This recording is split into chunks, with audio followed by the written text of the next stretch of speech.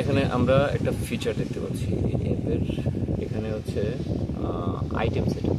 Item সেটআপে হচ্ছে কোম্পানির নতুন কোনো প্রোডাক্ট আমরা বিক্রয় করি বা ক্রয় করি, প্রথমেই হচ্ছে আইটেম সেটআপে গিয়ে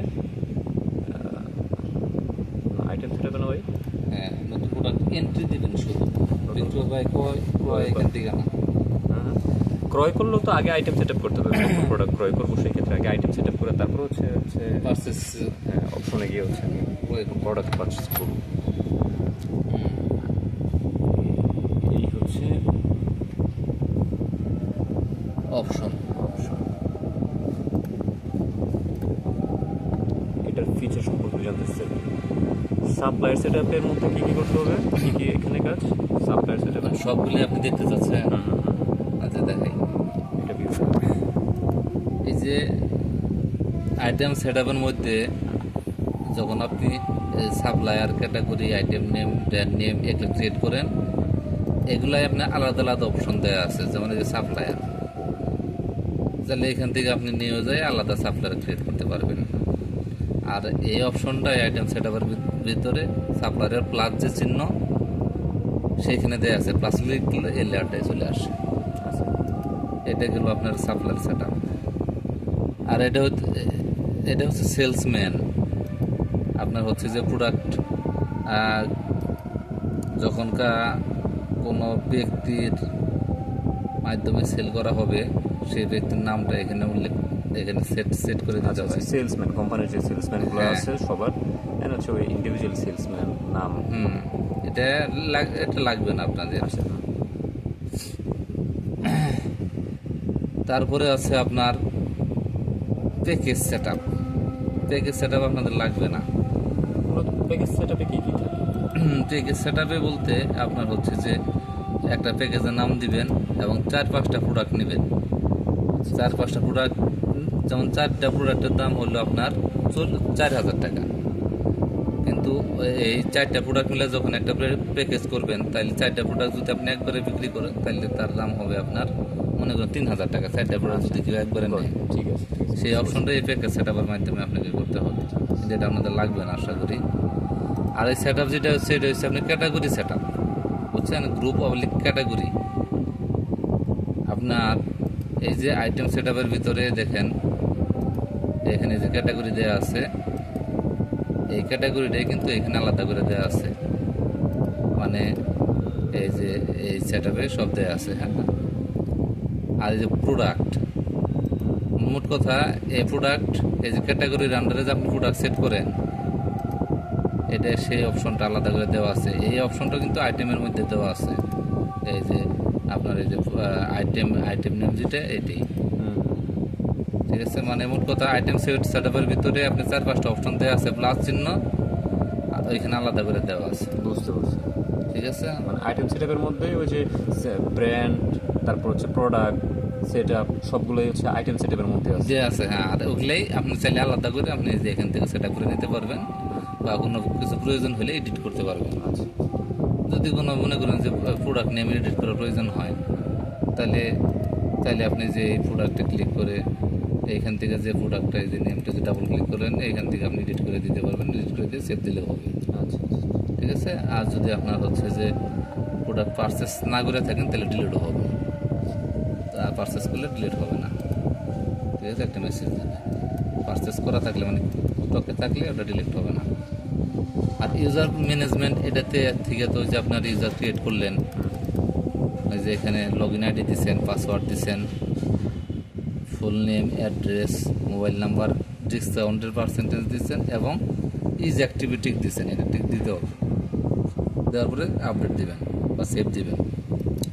তারপরে হচ্ছে ইউজার পারমিশন দেওয়ার পরে এই যে ইউজারটা সিলেক্ট করলেন, এই ইউজারকে আপনি কী পারমিশন দিবেন সেটা চাইলে টিক অল দিলে আপনার সব পারমিশন হবে। আর যদি আপনি না দেন, তাহলে এখান থেকে একটা একটা করে আপনি তার পারমিশন দেবেন, কে কোন পারমিশন পাবে না পাবে। যেটি ঠিক থাকবে শুধু সেটি পারমিশন পাবে, তারপর সেভ দিতে হবে। তাইলে আর কাউন্টার সেটআপ, এটা তো আপনাদের কাজ নাই। এটা হচ্ছে যে আপনাদের একাধিক যে কাউন্টার যখন থাকবো তখন খালি ঠিক আছে, বাড়াই দিতে হবে, রাউন্ডে করে দেবেন। আচ্ছা, তাহলে এই counter, user set up, user permission, brand set up, package, প্রমোশনটা ওয়ান কাইন্ড অফ প্যাকেজ, বুঝছেন? আচ্ছা আচ্ছা। এইখানেও একই সিস্টেম।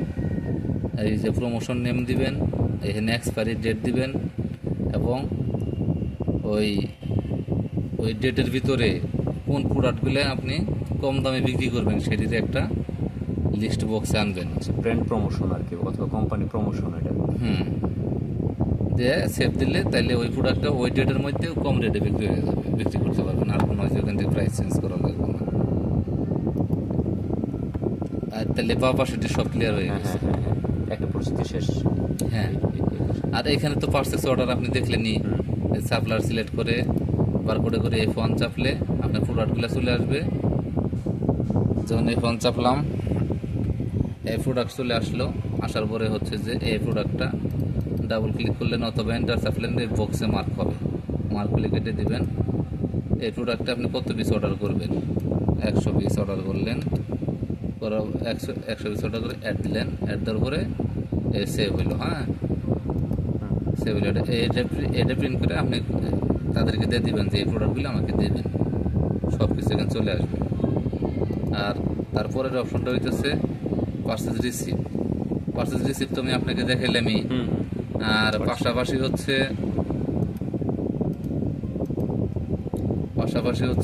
একটু আগে ওটা কোন কোম্পানির অর্ডার দিছিলাম?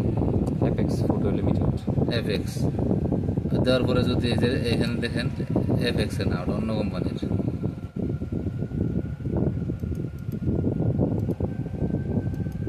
এই যে এটা মিস্টার রহিম ট্রেডার্সের অর্ডার দিয়েছিলাম।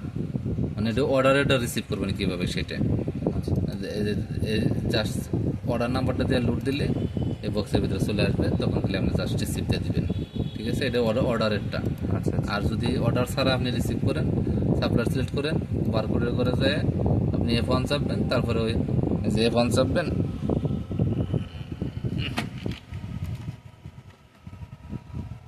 ওই সাপ্লায়ারের আন্ডারে যে প্রোডাক্টগুলো এন্ট্রি করা আছে সেটি চলে আসবে। জাস্ট এখান থেকে কোয়ান্টিটি দিবেন, কত পিস করে আপনি রিসিভ করবেন, কত পিস মানে আপনার স্টকে আছে, ওয়ার হাউসে আছে, সেটা দিয়ে টিক বিলা দিয়ে এই যে এখানে নিচে সিলেক্ট করবেন। সিলেক্ট করার পরে রিসিভ দিলে আপনার রিসিভ হয়ে গেল। রিসিভ হয়ে গেল। এডি। হ্যাঁ, তাইলে আপনার হচ্ছে রিসিভ গেল। এটা হচ্ছে প্রাইস চেঞ্জ। কোনো প্রোডাক্টের যদি কোনো প্রাইস চেঞ্জ করার প্রয়োজন, সেই ক্ষেত্রে আপনার এখান থেকে প্রাইস চেঞ্জ করতে পারবেন। যদি কোনো প্রোডাক্টের আপনার, ধরুন এই প্রোডাক্টটা আপনার হচ্ছে কত, 2000 টাকা, মানে এই প্রোডাক্টটা আপনার কেনার দাম হচ্ছে 1000 টাকা, বিক্রি প্রাইস 2000 টাকা। আপনি চাইলে যদি প্রাইস চেঞ্জ করতে দেন 1500 টাকা করেন, আরপিওর ঘরে কস্ট প্রাইস পরিবর্তন হবে না, কস্ট প্রাইস রিসিভ করার সময় শুধু পরিবর্তন হবে। আর প্রোডাক্ট রিসিভ করার পরে তাহলে আপনি শুধু আরপিও পরিবর্তন করতে পারবেন। 2000 টাকার পরিবর্তে 1500 টাকা দিয়ে সেভ দিলাম, তাহলে প্রাইস চেঞ্জ হয়ে গেল। ঠিক আছে, এখন এই প্রোডাক্টটা যদি আমি বিক্রি করতে যাই, তাহলে আপনার হচ্ছে যে এটা হচ্ছে সেলস। যদি সেলস করার কথা কয়, তাহলে এই অপশনটা হচ্ছে সেলস। যে এখানে যে এটা অটো স্ক্যান তুলে দিলাম, দেওয়ার পরে যে এন্টার চাপলাম, দেওয়ার পরে এন্টার চাপলাম, এই যে অটোমেটিক এখানে 1500 টাকা চলে আসছে। এখানে কোয়ান্টিটি দিলাম 10 পিস, দিয়ে 1500 টাকা চেঞ্জ করে আসলেন, দেখে এখানে 1500 আসছে। তাহলে আপনি এখানেও চেঞ্জ করতে পারবেন। যেহেতু আপনি এখানে চেঞ্জ করতে পারেন, তাহলে আর এখানে চেঞ্জ করার দরকার নাই। তারপর ড্যামেজ অ্যান্ড লস্ট, কোনো প্রোডাক্ট যদি নষ্ট হয়ে যায়,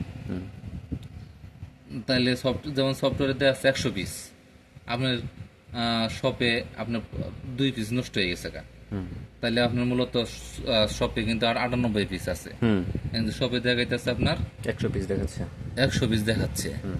তাহলে 2 পিস আপনাকে ড্যামেজ করতে হবে। কিভাবে ড্যামেজ করতে হবে? জাস্ট এখানে ওই বারকোডটা দিবেন, মানে যে প্রোডাক্ট নষ্ট হয়েছে ওই প্রোডাক্টের বারকোড। হ্যাঁ, দেওয়ার পরে কত পিস নষ্ট হয়েছে এখানে কোয়ান্টিটি বসাবেন, 10 পিস দিয়ে সিলেক্ট করবেন, করার পরে এখানে সিলেক্ট করবেন, তারপরে সেভ দিলে আপনার ওই 10 পিস আপনার স্টক থেকে কমে গেল।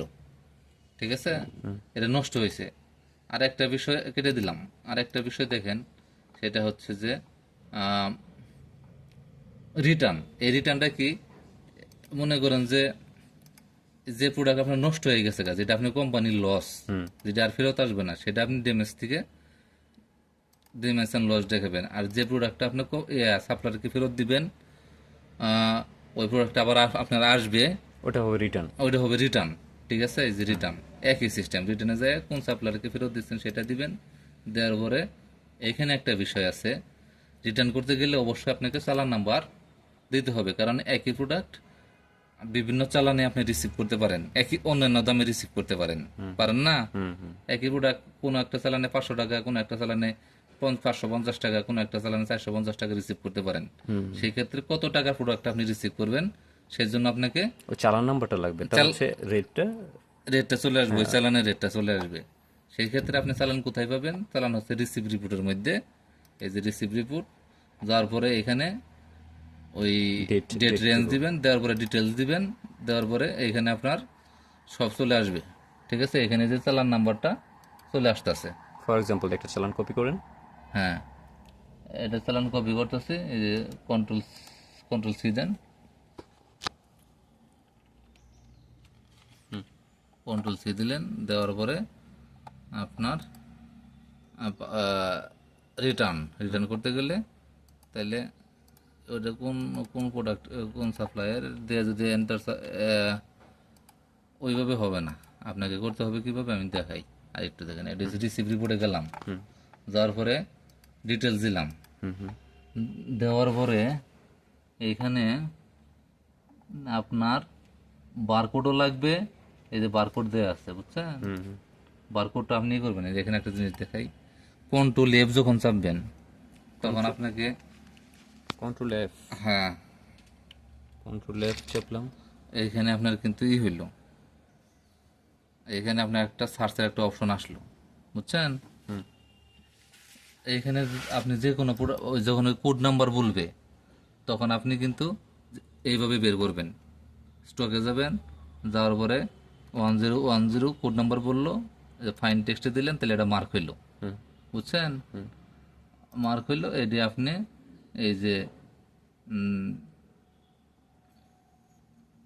সাইজ আর হচ্ছে স্টক কোয়ান্টিটি, এটা আপনি এখান থেকে দেখতে পেলেন। ঠিক আছে, আচ্ছা, এখান থেকে তাহলে আইটেম নেমের কোডটা খুঁজলেন, বার কোডটাও খুঁজেন, 14018। তাহলে এখন যদি আমি রিটার্নে যাই, সাপ্লায়ার মানে কি দেখলাম, এটা এফএক্স না, এফএক্স ছিল না, কোনটা ছিল? গরম করতেছে না? হ্যাঁ গরম করতে, চলে পরে ঠিক আছে ঠিক আছে।